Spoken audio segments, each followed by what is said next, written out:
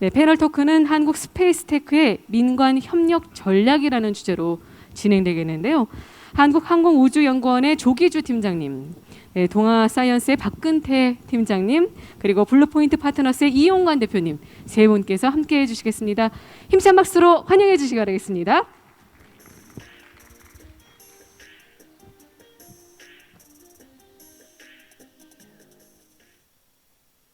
네, 안녕하세요. 블루포인트 파트너스 이용관입니다. 네. 네, 얼마 전에 저도 생중계로 봤는데 그 누리호 발사가 있었잖아요. 그래서 저도 되게 가슴 졸이면서 봤는데 뭐 이제 해외에서 스페이스X 소식은 뭐 자주 듣지만 또 국내에도 저런 게 있었으면 좋겠다라는 좀 팬심을 가지고 이제 좀 봤었거든요. 그래서 저는 되게 성공적으로 잘 되고 뭐 물론 마지막에 조금 이슈가 있기는 했지만 그래도 굉장히 큰 좀 감동을 줬던 사건인 것 같아요. 그래서 오늘은 그 누리호 그 전에 나로 있었죠. 그 나로 발사체 그다음에 누리호를 만드신 그 이제 제일 핵심인 그 발사체 추진 체계를 만드신 조기주 팀장님하고 그다음에 우리나라에서 스페이스 분야에서 가장 또 이렇게 크게 활약을 해주고 계시는 동아사이언스의 박근태 기자님 모시고 우주 산업과 또 저희 스타트업들한테는 또 어떤 기회가 있는지 진짜 뭐 달에는 가려고 하는 건지 뭐 이런 여러 가지 궁금한 것들이나 또 스타트업의 또 기회 이런 것들을 같이 알아보는 시간을 갖도록 하겠습니다. 먼저 간단하게 저기 박근태 기자님부터 소개해 주시기 바랍니다. 예, 안녕하세요. 방금 소개받은 박근태입니다. 저는 그 우주 산업에 큰 일을 하는 사람은 아니고요. 그 우주 개발을 하시는 조기주 박사님 같은 분들을 옆에서 한 20년간 이제 지켜보고 있는 기자 일을 하면서 지켜보고 있는 사람입니다. 데일리 동아사이언스에서 기자를 하고 있고요. 그리고 한 최근 3년간 그 스타트업 이런 분들 국내 스타트업 우주 스타트업 분들 좀 모시고 작은 이제 우주 포럼 같은 걸 좀 만들고 있습니다. 네, 반갑습니다. 네. 예, 안녕하십니까. 예, 가까이 대고 말씀하시면. 예, 예. 예, 조금 전에 소개받았던 그 항공우주연구원의 조기주입니다. 예, 저는 그 항공우주연구원에서 그 발사체 추진기관 분야에 한 20년 정도 이제 계속 그 연구를 하고 있고요. 이번 누리호에서는 아마 언론에도 많이 나왔을 것 같은데 그 1단 종합 연소 시험, 300톤급 연소 시험을 책임자로서 제가 그 기여를 좀 했었고요. 그래서 그 외에도 그 누리호 개발에서 여러 가지 그 부품들을 개발하고 하는 부분들에 관여를 했기 때문에 오늘 이 행사에서 이제 그 우리 스타트업 관련돼서 뭐 혹시나 그 도움이 될 수 있을지 한번 의견을 드려보도록 하겠습니다. 예, 감사합니다. 먼저 이제 제일 저도 좀 궁금했는데 누리호에 대해서 좀 여쭤보고 싶었어요. 그래서 지금 그 전에 나로호를 발사를 하고 누리호를 발사를 했는데 박사님 혹시 나로호하고 누리호하고 어떤 좀 차이점이나 또 어떤 그 발사의 목표나 뭐 의의 이런 것들을 좀 간단하게 쉽게 설명해 주시면 고맙겠습니다. 예. 그 실제로 우리나라 그 최초의 우주 발사체는 이제 나로호라고 이렇게 이제 명명을 하고 있는데요. 그 나로호는 이제 2단형 우주 발사체였습니다. 그래서 2013년에 최종 그 발사를 하고 이제 그 프로그램이 끝난 사업인데요. 그 나로호는 이제 1단부하고 2단부 2단형 발사체였는데 1단은 그 러시아에서 들여온 그 기술이 되겠습니다. 그래서 그 하드웨어 전체가 러시아에서 들어왔고요. 2단은 고체 로켓이었는데 그걸 한국에서 이제 개발을 했습니다. 그래서 러시아와의 국제 협력으로 그 발사체가 개발됐던 사례고요. 실제로 세계적으로도 여러 국가에서 힘을 합쳐서 이렇게 발사를 한 사례가 상당히 드문 경우입니다. 그래서 그 나로 과정에서는 이제 그 당시 나로 사업이 이제 2002년도에 시작이 됐었는데요. 그 당시만 해도 저희 이제 한국의 그 수준이 우주 발사체를 개발하기에는 상당히 역부족이기 때문에 러시아와의 그 협력을 추진했던 것이고요. 그 과정에서 저희들이 그 핵심적인 기술은 뭐 러시아에서 절대 이전받을 수 없지만 그 발사체를 운용하고 발사대 시스템을 만들고 하는 그 발사체 전 주기적인 과정을 저희들이 보고 배웠기 때문에 독자적인 그 발사체 개발을 시도할 수 있는 그 씨앗이 되었다고 보고요. 바로 이어서 이제 누리호 사업을 2010년도부터 했습니다. 해가지고 그 누리호 발사체는 이제 3단형 액체로 구성되는 발사체인데요. 그거는 뭐 순수 국내 기술로 100% 국산화했다고 과언이 아닐 정도로 저희들이 그 국내 기술로 만든 발사체가 되겠습니다. 그래서 그 발사체의 성능은 나로 같은 경우는 약 100여 킬로그램 정도의 위성을 우주 저궤도로 보내는 성능이고요. 누리호는 1.5톤, 그러니까 약 15배 정도의 성능이 확장된 발사체라고 보시면 되고, 누리호는 순수한 국산 발사체라고 말씀드릴 수 있겠습니다.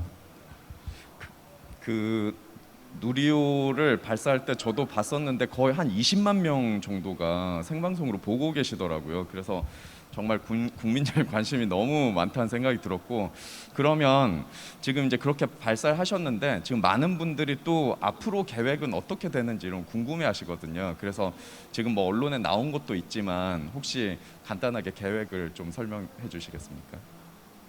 예, 그 누리호의 이제 뭐 저희들 입장에 당면 계획은 이제 1차 발사에서 마지막 3단 부분에 그 조기 종료된 부분 원인을 분석 보완을 해서 그 내년도 현재는 5월로 계획되어 있습니다만 5월에 2차 발사를 이제 성공을 시킴으로써 그 우리나라의 그 누리호 국산 발사체 기술을 최종적으로 확보를 해야 되는 게 이제 당면의 목표고요.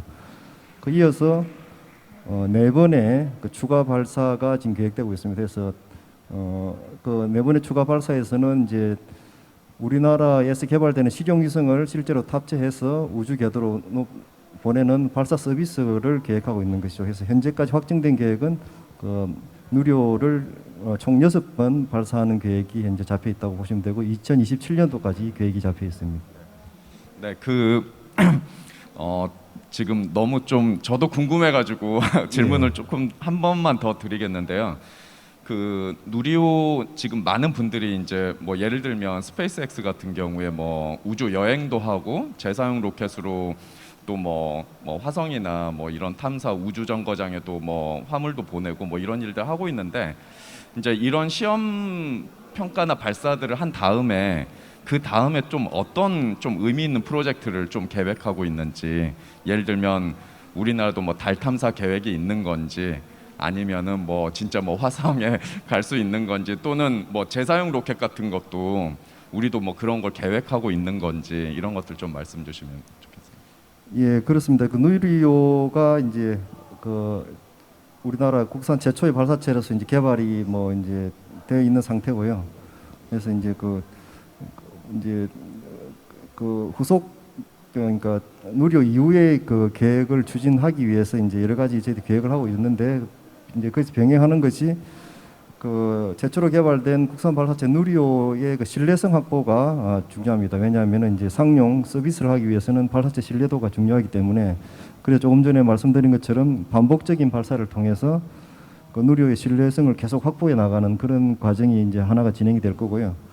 그 다음에는 이제 좀 더 이제 추가적인 그 과제로서 말씀하신 그 달 탐사도 현재 국가적 정책으로서 이제 계획이 지금 설정되어 있는 상태고, 추가적으로 해성 탐사도 지금 같이 계획이 되고 있는 상황입니다. 그래서 그 누리호를 이용한 여러 가지 우주 탐사 계획은 계속해서 저희들이 정부와 협의를 해서 지금 준비를 하고 있는 상황입니다. 그리고 말씀하신 바와 같이 이제 더 궁극적으로는 이제 뭐 지금 미국에서 많이 하고 있는 바와 같이 재사용 발사체 부분도 저희들이 그 기술 개발을 통해서 시도를 좀 해야 되지 않나 하는 거 생각을 가지고 있습니다. 이제 저도 이런 이제 그 되게 가슴 벅차고 되게 멋진 프로젝트였는데, 이제 스타트업에 투자하는 입장으로서 뭐 이런 생각을 해봤거든요. 그러면 누리호의 성공이 예를 들면 스타트업한테는 어떤 영향을 미칠까? 진짜 이렇게 막대한 어떤 자금이나 이런 걸 가지고 개발된 어떤 성과물들이 진짜 민간으로 잘 이전이 돼서 어떤 산업을 이룰 수 있을까, 또는 스타트업한테는 어떤 기회가 있을까, 이런 좀 기대를 많이 해봤거든요. 그래서 이번에는 그 박근태 기자님께서 좀 그 지금 해외 다양한 좀 그런 사례들을 많이 좀 보셨잖아요. 그런 것들 보고 어떻게 보면 좀 요번에 누리호 프로젝트하고 좀 이번에 스타트업 쪽으로 이런 기술들이 좀 해외에서는 예를 들면 어떻게 이런 프로젝트들이 이전돼서 민간에서 활용이 됐는지 뭐 이런 것들 좀 간단하게 말씀 주시면 좋겠습니다. 제가 뭐 저희는 뭐 해외 취재도 가기도 하고 이제 뭐 보고서를 보기도 하고 기사를 이제 쭉 한 주제로 하다 보면 참 재미있는 현상을 좀 발견을 해요. 어떤 그 새로운 그 해외에 있는 미국에 있는 최근에 이제 지금도 이제 소형 발사체 즉 이제 스페이스X를 따라하는 또 작은 기업이 많이 생겨났는데 이 기업 분들의 CEO 분들이나 CTO 분들이 보면 나사를 거쳐서 스페이스X를 거쳐서 블루 오리진을 거쳐서 버진 갤럭틱을 거쳐서 창업까지 뭐냐면 그게 불과 한 10년 안에 이제 그 이직인데 참 다양하게 이직을 많이 하세요 우주 쪽에는. 근데 이게 뭐 당장 뭐 누리호가 바로 스타트업에 어떤 영향을 줄 것이다라고 제가 답변은 못 드리겠지만 항우연에서 열심히 하고 있고 이게 어제도 이제 국가우주위원회에서 향후 40여 차례를 10년 내에 발사하겠다고 하는 그 과정에서 굉장히 많은 기술들이 그 뭐 대기업을 비롯해서 이전이 될 거라고 봅니다. 그 과정에서 또 많은 낙수 효과가 생길 거고 그런 기술을 가지고 나온 분들이 새로운 도전을 하실 거라고 봐요. 그래서 발사체를 만드시는 분들도 생겨날 거고 발사체 부품을 만드시는 분들이 생겨날 거고 어떤 분들은 론치 서비스를 개발하시는 분들도 계세요. 해외에 그 부동산을 투자를 해서 좋은 섬을 사서 내가 여기서부터 스페이스포트를 만들겠다 이런 분들도 해외에 많이 계시거든요. 그래서 사실 누리호가 그 만들 효과들은 향후에 비즈니스 모델을 어떻게 상상하느냐 설계하느냐에 따라서 굉장히 다를 거라고 봅니다. 그리고 하나 말씀드리고 싶은 건 꼭 누리호만 보지 마시고 뭐 한국은 사실 그 발사체하고 이제 위성에 많이 초점을 맞추시는데 아마존을 보시면 아마존이 뭐 블루 오리진을 통해서 우주 여행도 하지만 클라우드 서비스를 우주 클라우드 서비스로 확장하고 있어요. 위성 데이터를 그러니까 데이터가 빅데이터 시대가 되면서 그런 데이터를 어떻게 처리할까 하면서 ICT 서비스를 우주로 확장하기도 하고요. 그 다음에 토요타가 월면차를 만들기 시작했습니다. 그러니까 사실은 작은 로봇 회사들이 CLPS라고 하는 미국의 아르테미스라고 하는 달 탐사의 운송 서비스를 맡게 됐고요. 그러니까 로봇 하는 회사들도 속초에 가면은 그 물회집이 있습니다. 거기 그 배달하는 로봇들이 있는데 그런 아주 단순한 로봇을 만들는 회사들이 이제 우주에 관심을 갖고 투자를 받아서 우주 서비스로 넘어가고 있다는 것을 유념해 주시면 될 것 같습니다. 어떻게 보면 이제 뭐 뉴스페이스 산업이라 그러잖아요. 그런 산업들이 오히려 뭐 추진체라든지 뭐 우리가 아는 위성 이외에도 뭐 진짜 식량이든 아니면 우주를 소재로 하는 뭐 컨텐츠를 만드는 거든 뭐 굉장히 다양하게 실은 우주하고 접목이 되고 있는 것 같아요. 그래서 그런 게 되게 의미가 있고 그렇게 보면은 지금 말씀하신 트랙대로 조기주 박사님도 이렇게 민간에서 어떻게 보면 영입할 수 있는 이런 타겟이 될 것 같은데 혹시 그 국내 좀 괜찮은 우주 스타트업이 이직 제안을 하시면 옮겨가실 생각이 있으신가요? 네, 굉장히 그 항우영 원장님이 들으실 수도 있고. 뭐 아직까지 뭐 그런 제안은 전혀 지금 받은 바가 없고요. 뭐 왜냐하면은 뭐 현재 고민하신 것처럼 그 뭐 이렇게 그러니까 발사체 추진체 분야로 뭐 이렇게 그러니까 하시는 그 스타트업도 계시지만 뭐 이렇게 저 같은 사람을 이렇게 영입해서 할 정도의 아마 사업이 아직 없지 않을까 하는 그런 생각이 들고 그래서 아마 저희 이제 누리호 그 이후에 현재 지금 그 우리나라 정책적으로 지금 결정되어 있는 상황이 그 누리호 관련해서 저희 항우연에서 확보하고 있는 그 발사체 기술을 그 국내의 그 소위 그 체계 종합 전문 주관 기업이죠. 그걸 선정해서 모든 그 발사체 관련 기술을 민간으로 이전하는 그런 정책이 지금 확정되어 있는 상태입니다. 그래서 그렇게 돼서 그 체계종합 주간 기업에서 또 누리호에 참여했던 많은 그 중소기업이라고 표현을 하는 게 맞는지 모르겠지만 하여튼 그런 기업들과 이제 그 부품 기술들 확보하고 있겠죠. 그래서 그렇게 이제 아마 사업이 퍼져나갈 것 같은데 그렇게 해서 이제 많은 그 활성화가 되고 그 좀 기반이 많이 확정이 되면 혹시나 뭐 영입 제한이 오지 않을까 그때 가서 고민해 보겠습니다. 예. 어떻게 보면 방금 이렇게 그 어떤 큰 프로젝트에 의해서 발사가 되고 또 이것들을 이제 신뢰성을 확보하기 위해서 계속 추가적인 발사들을 해내면서 그리고 또 아까 말씀하셨듯이 지금 아직 확정되진 않았지만 이때 개발된 모든 기술들을 지금 민간에 다 이전하는 계획이 이제 그 이전할 계획이거든요. 그래서 그런 것들이 이제 진행이 되면서 아까 말씀하신 대로 이거를 이루기 위한 굉장히 많은 전문가들이 여기서 좀 양성이 될 것 같아요. 그 과정에서 진짜 우리도 좀 재밌는 어떤 스타트업들이 더 많이 나오지 않을까, 기회가 생기지 않을까라는 좀 기대가 됩니다. 지금 이제 저도 그 막 이제 우주에 관련된 어떤 기사들은 좀 해외 기사들이 조금 막 이렇게 많이 이렇게 접했었거든요. 예를 들면 그 일본의 그 소행성에 처음으로 그 이렇게 이제 그 구조물을 로봇이죠. 예, 그걸 안착시켜 가지고 했던 프로젝트도 있었고 또 룩셈부르크 같은 경우는 굉장히 많은 그 우주 스타트업들의 성지처럼 돼 있어요. 굉장히 그쪽 프렌들리하게 뭐 자본이라든지 규제라든지 이런 것들을 되게 다양화해서 많은 글로벌한 우주 스타트업들이 많이 모이고 있거든요. 되게 황당한 것들도 많아요. 예를 들면 뭐 소행성에 가서 거기서 광물을 채취해서 거기서 그 메탈 3D 프린터로 거기서 우주 부품을 만들고 그거를 다시 뭐 우주 정거장이나 이런 데 배달하고 막 별 뭐 그 만화에서나 나온 직한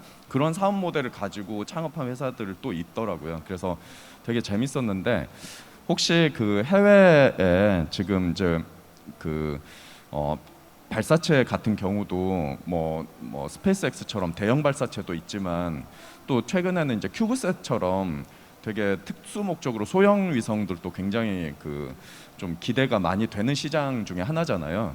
또 그런 시장들은 국내도 그렇지만 해외에도 많은 추진체를 이렇게 그 아이템으로 하는 스타트업들이 생긴 걸로 알고 있어요. 좀 국내하고 국외를 좀 이렇게 그런 그 좀 스타트업 약진하는 스타트업 한두 개 정도씩 이렇게 소개를 주시면 고맙겠습니다. 뭐 제가 사실 봤던 뭐 국내도 뭐 이제 서서히 언론에 많이 나오긴 하는데 제가 그 한 6년 전에 어떤 그 국제 우주 행사 가장 큰 행사가 IAC라는 행사에서 뭐 플라스틱 거대한 그 모델 그 로켓 까만색 모델을 놓고 까만 그 정장을 입고 있는 청년을 봤습니다. 머리를 약간 볶은 청년이었는데 자기가 이걸 가지고 뉴질랜드에서 발사를 해서 초소형 시장을 제패하겠다 뭐 이런 포부를 밝힌 분이었고 그분이 그로부터 한 3년 뒤에 뉴질랜드에서 실제 그 일렉트로인이라는 그 로켓을 발사를 했죠. 그게 로켓랩이라고 하는 그 미니 그 뭐라고 해야 되나 스페이스X의 이제 뭐를 모델로 하고 있는 새로운 그 신생 그 발사체 회사가 됐습니다. 그러니까 그 분은 제가 알기로는 그 뉴질랜드하고 미국하고 그 회사가 두 군데 다 있습니다. 그리고 발사장은 뉴질랜드에 있는데 굉장히 그 혁신적인 기술들을 많이 활용을 해서 로켓을 개발한 걸로 알고 있어요.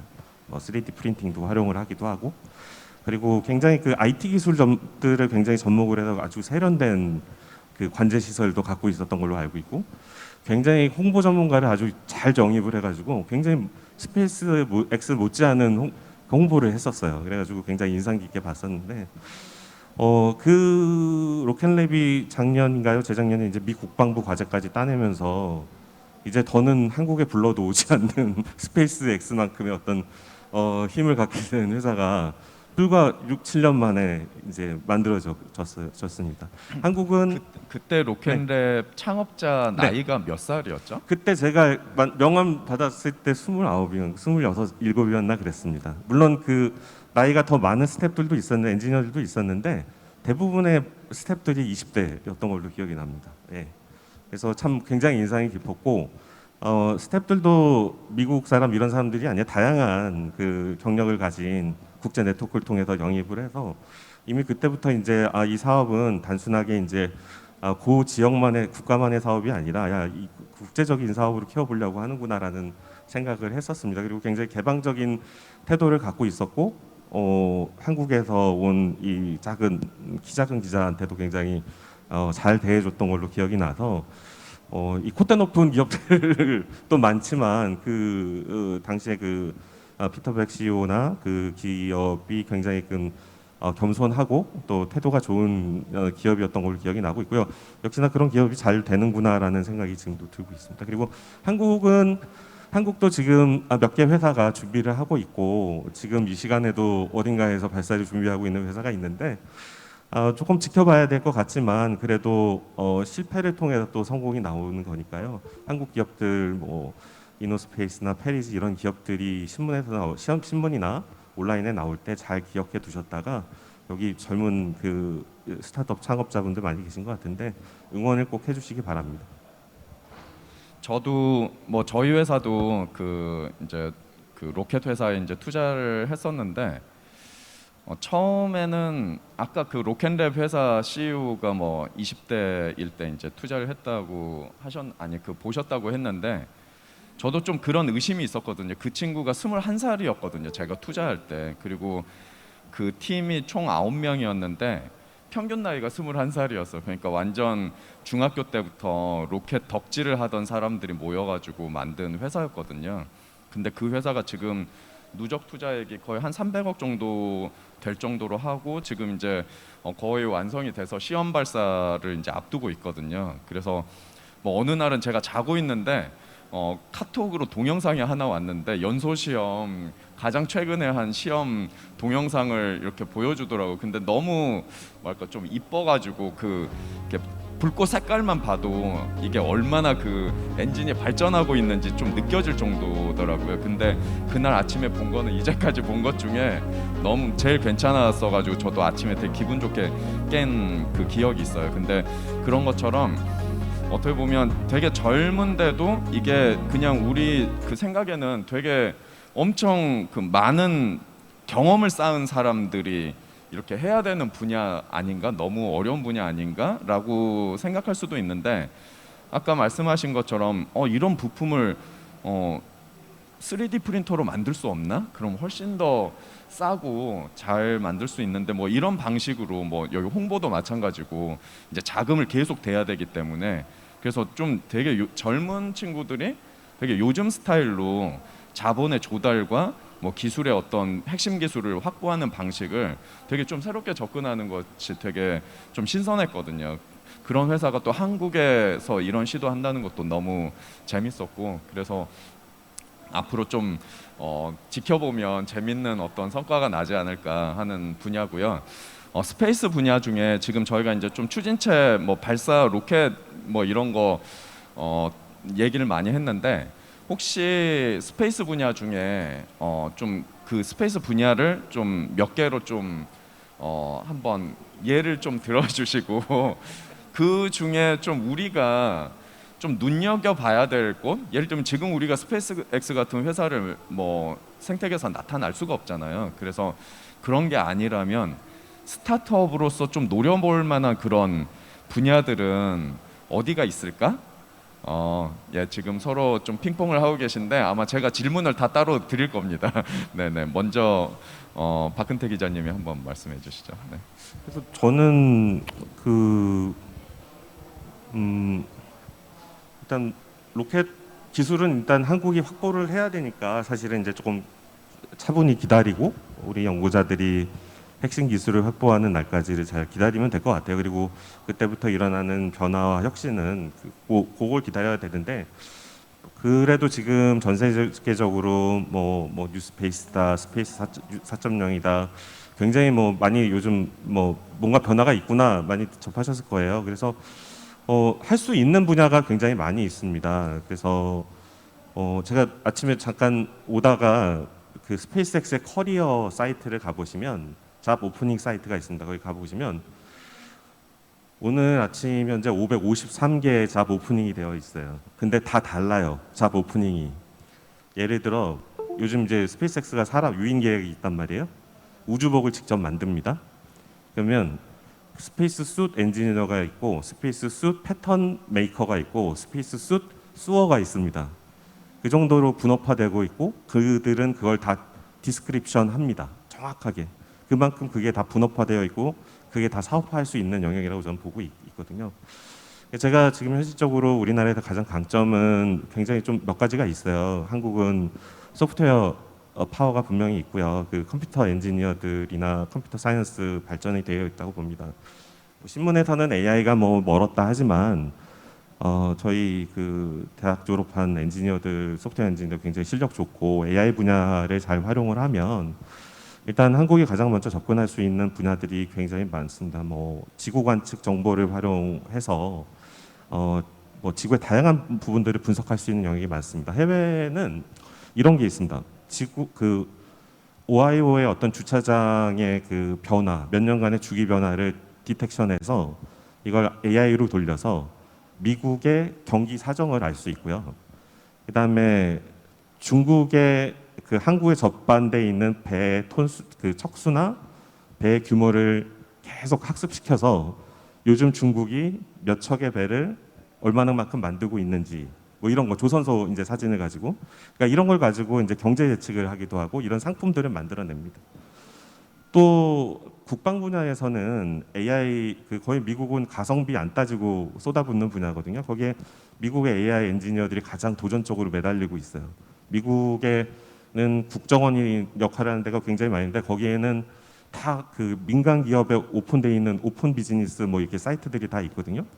거기에 기술만 갖고 오면 나는 돈을 주겠다라고 다 적혀 있습니다.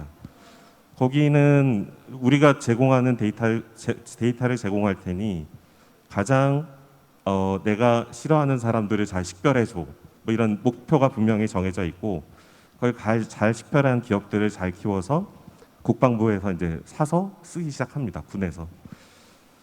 뭐 우주를 평화적으로 이제 활용을 해야 되긴 하겠지만 어쨌든 그런 분야에서도 또 도전하는 기업들이 굉장히 많이 있습니다. 그런 기업들은 미국 기업에만 한정돼 있는 건 아니고요. 전 세계에 있는 그 엔지니어들에게 오픈돼 있어요. 대부분 기업은 이제 미국에 설립하라고는 하겠지만 그런 부분에 있어서 한국은 굉장히 할 수 있는 부분이 많다고 보고 있습니다. 또 로보틱스도 굉장히 할 부분이 많습니다. 이번에 화성에서 그 드론이 한 번만 날 줄 알았더니 10번을 날았어요. 한 달 동안 작동을 했고요. 한국이 드론을 중국에 좀 뺏기긴 했지만 이 고성능 드론에 있어서는 그래도 항우연에서도 굉장히 기술 많이 개발했었고 도전적인 부분이 굉장히 많습니다. 원격 시대고 멀리 떨어져 있는 그 행성이나 달에서 그 드론을 가지고 원격 조정할 수 있는 부분에 있어서 한국도 충분히 한국은 로봇 밀도가 세계에서 가장 높은 나라로 되어 있고요. 그런 부분에 있어서도 한국의 로봇 그 스타트업들이나 로보틱스 관련한 소프트웨어 아까 뭐 라이다 하시는 분들도 계시는데 이런 쪽에 계시는 분들이 관심을 좀 가져보시면 좋을 부분이라고 생각을 합니다. 그 밖에도 한국 영상 산업도 굉장히 발전해 있기 때문에 스페이스X의 영상을 우리가 만들어 보겠다.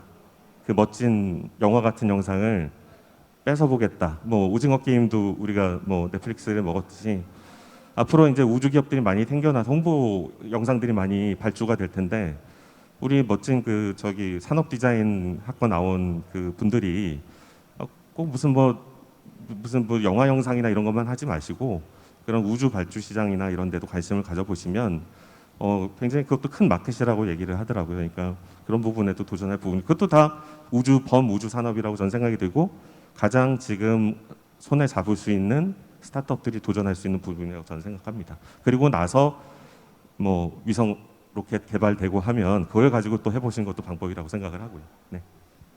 그 조기주 박사님도 이제 굉장히 많은 추진 체계를 이렇게 하시면서 굉장히 거기에 필요한 요소 기술들을 많이 경험을 하셨잖아요. 그럼 그런 것들을 할 때 국내 기업들하고 이런 협업을 많이 하셨을 텐데 혹시 그런 분야에서도 좀 스타트업이 좀 접근할 만한 분야나 아이템들이 있을까요? 예, 그 지금 말씀하신 바와 같이 이제 발사체 추진체 그 부분에서를 이제 보면은 그러니까 정확한 개수는 뭐 제가 기억을 못하지만은 누리호에 들어가는 부품의 개수가 10만 개가 넘는다라고 이제 조사가 돼 있는 상황이죠. 그래서 그거를 모두 이제 국내 기업에서 이제 제작을 했고 누리호에 적용을 해서 이제 1차 비행 시험까지 했습니다. 근데 사실 뭐 거기에 들어가는 그 모든 부품이 그러면 어떤 세계의 정상적인 그러니까 그 탑 수준의 그 퀄리티가 있느냐 그런 부분들에 대해서는 저희들은 그 누리호 과제를 하면서 이게 누리호 처음으로 개발해 왔기 때문에 그런 각종 부품들이나 기술들 소프트웨어도 포함이지요. 그런 것들이 개선의 여지가 충분히 많이 있다고 보여지는 거고 그 말씀 아까 이제 드린 바와 같이 그 저희들이 확보한 기술들이 이제 그 체계 종합 기업으로 이렇게 다 이렇게 공개가 돼야 되는 상황이고 그 관련돼 있던 뭐 300여 개의 기업이죠. 현재 제 누리호에 관련돼 있는 기업들이 이제 그 각 부품들에 대한 기술을 이제 가지고 있을 텐데 그 과정에서 그 좀 더 업그레이드 시키고 해서 누리호 또 이후에 또 발사체를 좀 더 효율적인 발사체로 만드는 과정에서 그 발사체 분야에서도 그 스타트업에 갖고 있는 기술들을 활용을 할 분야가 상당히 많을 거라고 저는 보여집니다. 특히나 그 비용 절감, 또 경량화가 아주 중요하거든요. 그 발사체가 그 우주로 가는 페이로드를 많이 실기 위해서는 그 경량화가 필요하기 때문에 그런 관점에서도 앞으로 개선돼야 될 부분들은 많이 있다고 보여집니다. 그러면은 좀 추가적인 질문으로 지금 요번에 누리호를 이렇게 그 론치를 하면서 그때 누리호에 들었던 어떤 뭐랄까 그 비용, 발사 비용 뭐 이렇게 공개 가능한 선에서 그 이번에 한 기 쏠 때 어느 정도의 비용이 들었나요? 아, 예, 그거는 제가 정확하게 제가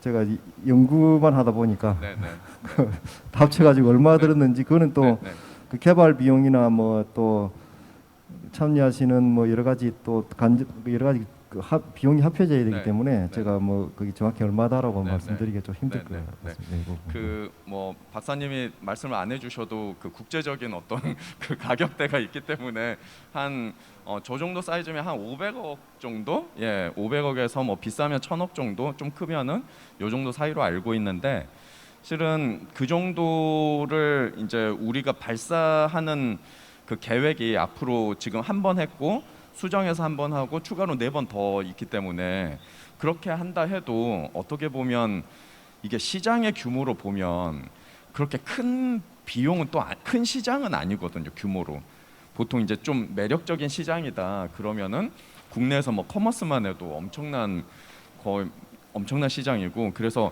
이제 이렇게 좀 어떤 이런 부분들이 산업화 되려면 업으로 형성되려면 일정 규모의 어떤 시장으로 형성돼야 된다는 생각이 드는데 그렇게 했을 때는 국내 수요만 가지고는 좀 시장화 되기가 어렵다는 생각이 좀 들어요. 아무리 잘 해도 그렇다고 하면은 해외 진출이라든지 그런 기업들이 좀 뭐 부품을 개발했다 해도 그러면은 그랬을 때 우리 국내 스타트업들이나 그런 회사들이 여기서 만약 성공을 한다면 해외 진출할 수 있는 그런 어떤 구조적인 기회들이 있을까요?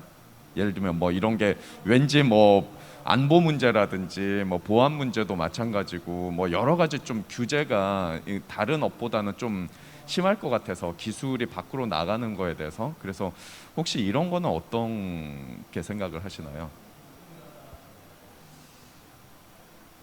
예, 이번에 두 분이 같이 말씀하셔도 돼요. 예, 조 박사님 먼저 말씀 주시고. 예, 아마 저보다는 그 박근대 팀장님께서 훨씬 전문이실 것 같은데 그 뭐 이게 이제 뭐 아무리 뭐 이제 규모를 떠나서 이게 그 우주로 가기 위해서는 상당한 고도까지 올라가야 되는 기술이 필요한 거고, 특히나 추진체 관련 부분에서는 그런 부분들에 대한 기술 교류가 아마 수월하지 않을 걸로, 앞으로는 모르겠지 현재까지는 그렇습니다. 그렇기 때문에 그 아마 국내에서 만들어진 발사체를 해외에서 뭐 상용적으로 이용하는 부분에 대해서는 현재까지는 제가 뭐 그렇게 좀 뭐 제가 아는 안에서는 본 적이 별로 없는 것 같고요.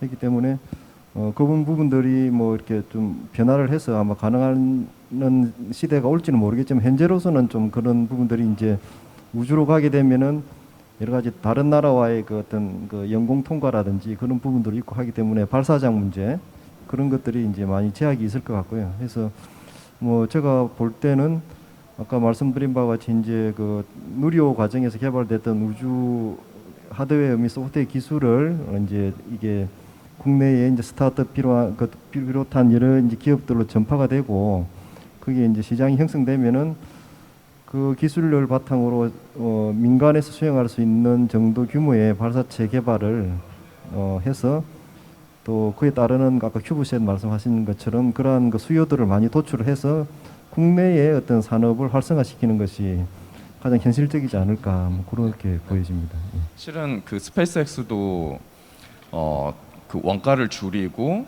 또 이런 경제적인 효율성을 높이기 위해서 굉장히 많은 노력들을 했잖아요. 실은 발사체 자체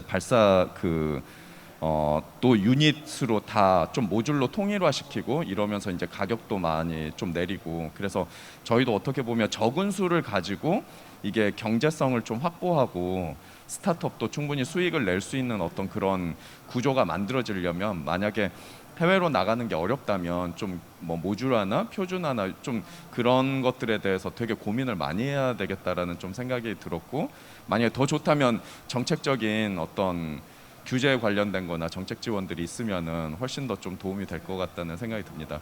그 박 기자님, 혹시 그 뉴스페이스도 아까 이제 말씀을 제가 여쭤봤을 때 전체 예산 중에 시장 중에 한 70% 정도가 소프트웨어에 있다고 아까 이제 말씀을 하셨는데, 이제 많은 분들이 우주 하면은 그냥 좀 하드웨어 쪽을 먼저 생각을 하시거든요.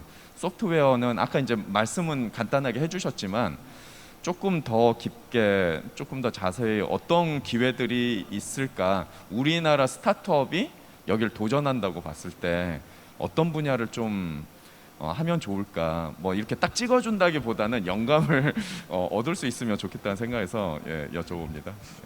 제가 그걸 사실 제가 시장 분석가가 아니라, 저희도 사실은 뭐 눈팅, 귓동양, 어깨 너머라 사실 기자들 얘기를 너무 믿으시진 마시고요. 저희가 이제 최근에 뭐 그런 보고서들을 봤을 때 저희도 좀 놀랐어요. 보통 이제 하드웨어가 돈이 많이 투자가 되는 게 아닌가라고 생각이 들었는데, 최근 10년간 뉴스페이스에 투자된 투자금 275조 원이 투자됐다라는 보고서를 스페이스 파트너라고 하는 이제 엔젤 파트너, 그러니까 미국에서 어쨌든 인큐베이터, 뭐 대표님 좀 아실 거예요. 이게 스페이스 엔젤로 옛날 불렸던 분들인데 스페이스 파트너로 바뀌었는데, 그분들이 낸 보고서에 이제 그런 분석을 내놨습니다. 그래서 투자가 된 부분이 하드웨어보다는 소프트웨어 쪽이 많았고, 분석 시장, 그 다음에 뭐 운영, 서비스 개발 이런 쪽으로 좀 많이 되어 있다라는 쪽이었습니다. 근데 아까 말씀드린 대로 그 분석과 이거는 뭐 그 분야는 굉장히 다양합니다. 뭐 아까 또 얘기했지, 안보 국방 시장이 굉장히 큽니다.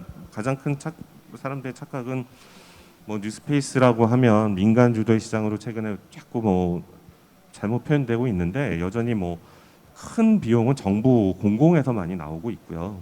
그다음에 이제 대기업, 그다음에 이제 뭐 소수의 이제 뭐 엔젤 그룹 이런 분들이 많이 하고 있는데, 이분들이 가장 많이 하고 있는 건 여전히 이제 시장이 아직은 발굴 단계이고 이런 단계이다 보니까 결국은 이제 그런 분석이나 이런 쪽으로 많이, 그러니까 아직은 시장의 분석 단계인 것 같아요. 그러다 보니 이제 그 10년간의 투자도 그런 쪽으로 많이 이루어지고 있고요. 최근에 ESG 모델이 많이 또 요즘 뭐 우리나라도 ESG 많이 하고 있는데 기후 변화와 관련한 지속 가능성에 대한 것들이 새로운 또 시장으로 또 나와서 그 부분에 대한 투자도 꽤 많이 이루어지고 있다고 얘기가 됩니다. 즉 이를테면 작년 올해 좀 주목받고 있는 그 우주 지구 관측 분야가 뭐냐면 실제로 지구라는 구에서 얼마만큼의 이산화탄소가 빠져나가고 있는지를 우주에서 계측하겠다라는 그룹들이 생겨났어요. 그런 위성을 가지고 계측해 보겠다. 지금은 이 전지구적인 센스나 통계를 가지고 추정을 해왔는데 이거를 완전히 우주에서 이렇게 풍선에서 공기 빠져나가듯이 그런 걸 얼마나 빠져나가는지 정확히 계측을 해서 그걸 가서 탄소 배출권 시장이나 이런 데에서 교환권을 만들겠다. 뭐 이런 상품화를 하겠다. 이런 생각을 가진 사람들에게 이제 뭐 그런 사람들이 대부분 이제 투자 상품을 하고 투자가 되는데 그런 상품들이 이제 만들어지는 거죠. 그런 분야가 이제 소프트웨어나라는 부분이 차지하고 있는 거고요.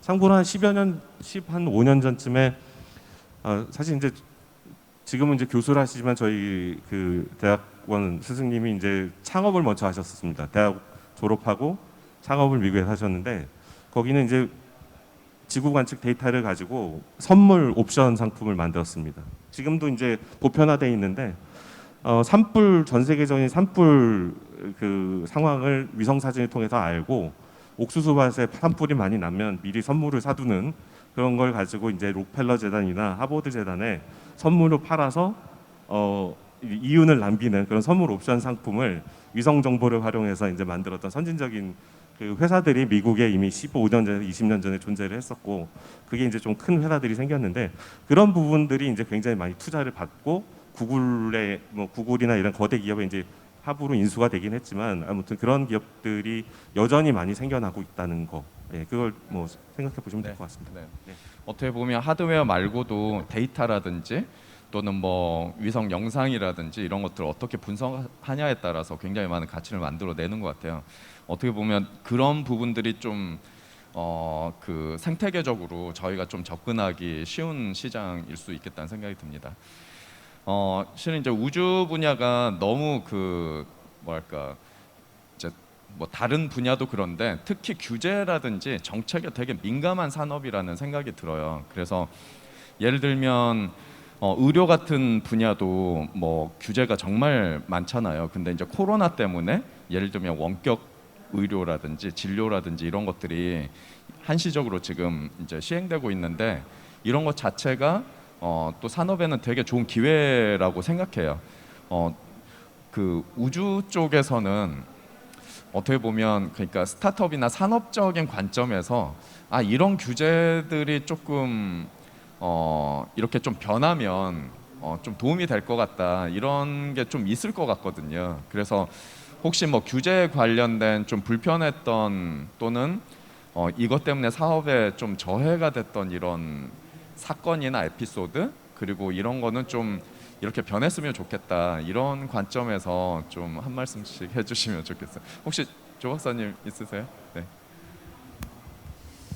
예, 이게 뭐 규제의 문제인지는 모르겠지만은 이제 저희들이 그 발사체 개발을 하면서 같이 그러니까 협업을 하셨던 국내 기업 분들의 그 애환을 보면 지금까지 어떤 게 있었는가 하면은 이제 나로 그다음에 이후에 누리호 사업이 있고 이제 그 이후에 또 이제 그 국가적인 과제들이 이제 가고 할 텐데 그 과제가 끝나고 다음 프로젝트가 시작되고 하는 과정에 이렇게 공백이 생기는 겁니다. 그래서 공백이 생기면은 각 기업들에서 보유하고 있는 인력이나 장비의 문제 그런 거기 때문에 인력 유지가 상당히 어려움을 많이 겪고 있는 것을 직접 보고 있는 상황이고요.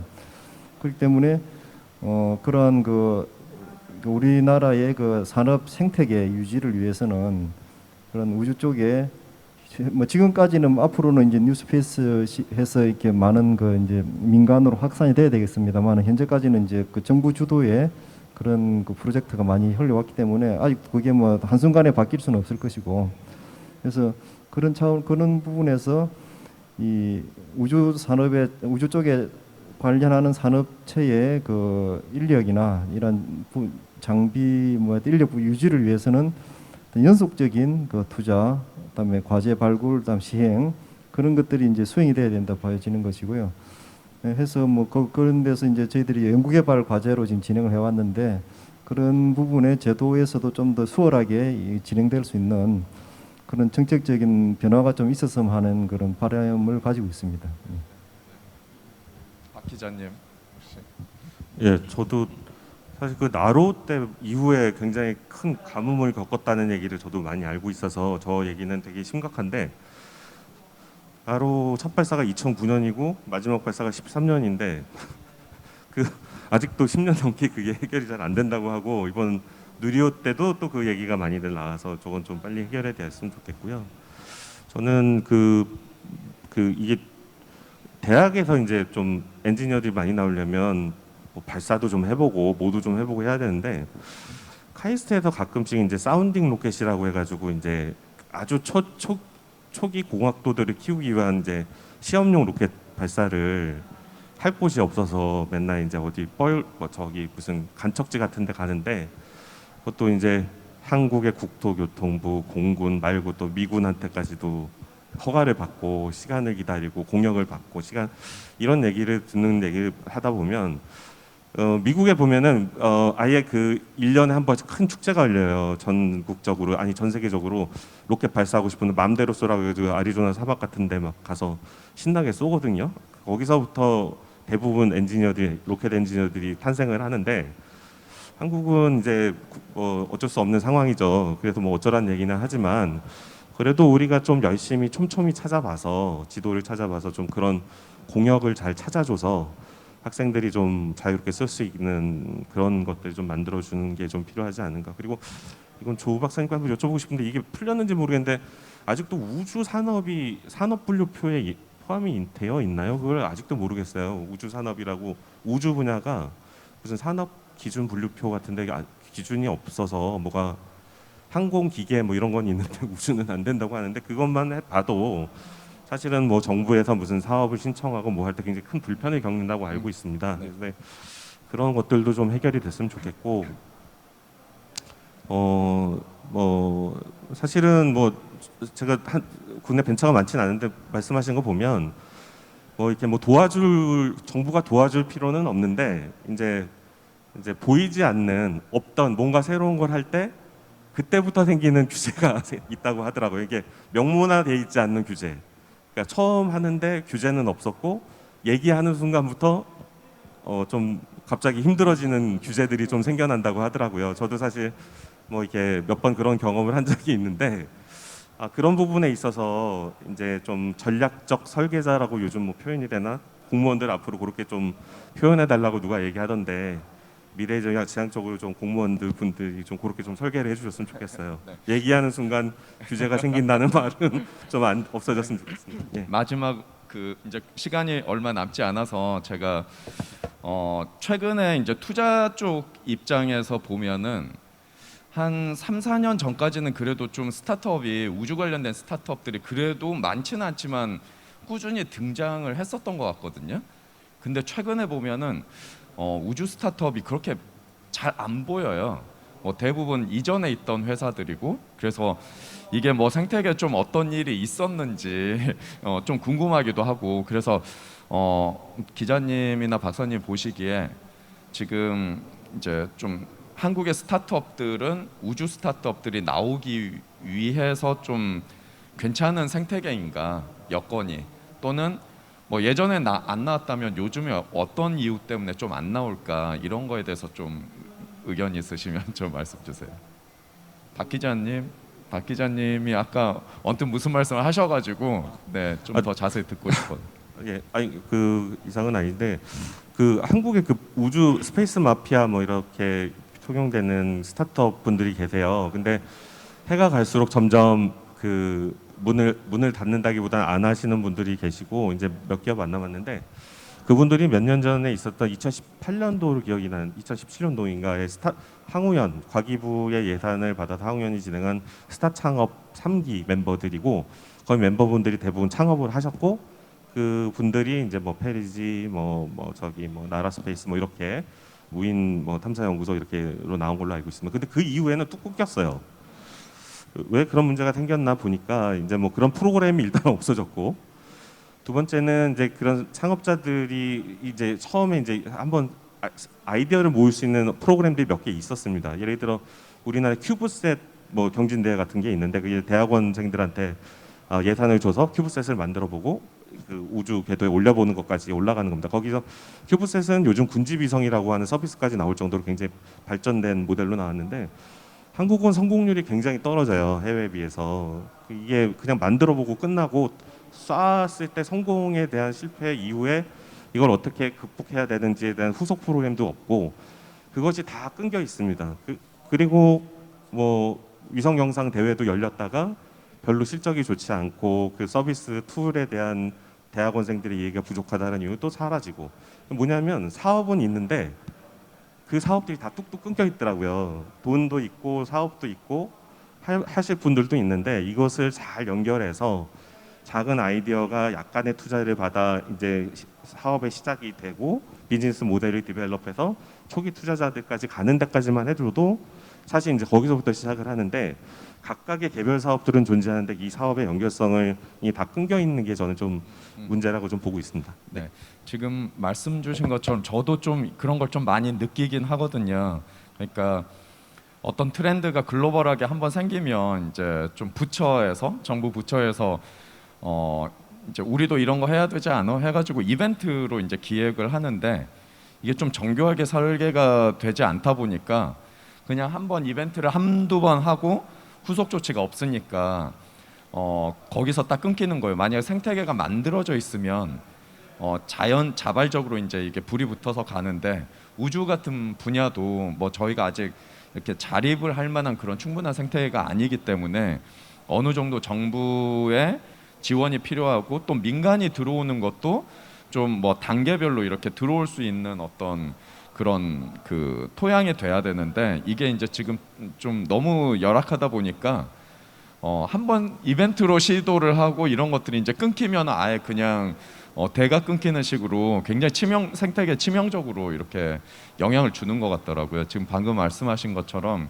그래서 저도 좀 스타트업이 우주 쪽에 많이 나오려면 아직은 좀 민간에서 이렇게 순수하게 그 자립으로 돌아갈 만한 그런 여건이 아직 아니기 때문에 조금 더 정교하게 설계된 어떤 지원 프로그램이라든지, 또 아까 말씀하셨다시피 리소스가 사업하기에 충분한 어떤 뎁스 있는 어떤 기술도 있고 사람도 있는 분야인데도 뭐 이런 어떤 정책적인 어떤 좀 그 부분이라든지 규제라든지 이런 것 때문에 좀 잘 연결이 안 되는 것들이 많은 것 같아요. 그래서 좀 이런 부분들이 앞으로 좀 초기 스타트업이 어떻게 민간에 좀 불이 붙어서 더 이렇게 활성화되는데 굉장히 중요한 역할이라고 생각을 하고, 많은 분들이 실은 관심을 가지는 거에 비해서 그리고 이제 뭐 누리호처럼 이런 의미 있는 성과들이 나옴에도 불구하고 약간은 이게 이제 저도 뭐 투자 입장에서 보면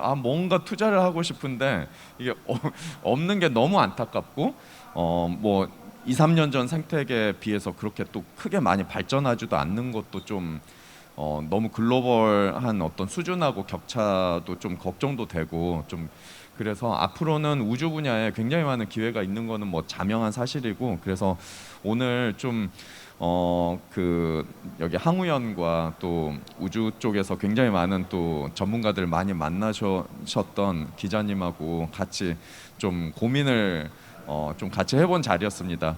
어떻게 보면 오늘 뭐 이게 뭐 해답을 딱히 찾을 수는 없지만, 그래도 최근에 굉장히 많이 일어나고 있는 관심들 를 좀 간단하게나마 또 문제점들 이런 것들 좀 얘기를 해봤고요. 백스테이지에서 한 30분 정도 더 추가적인 어떤 그 질의응답 시간이 있으니까 궁금하신 분들은 거기 또 오셔서 더 말씀 나눌 수 있으면 좋겠습니다. 오늘 여기 바쁘신데도 자리에 참석해 주신 두 분께 박수 보내드리면서 마치도록 하겠습니다. 감사합니다.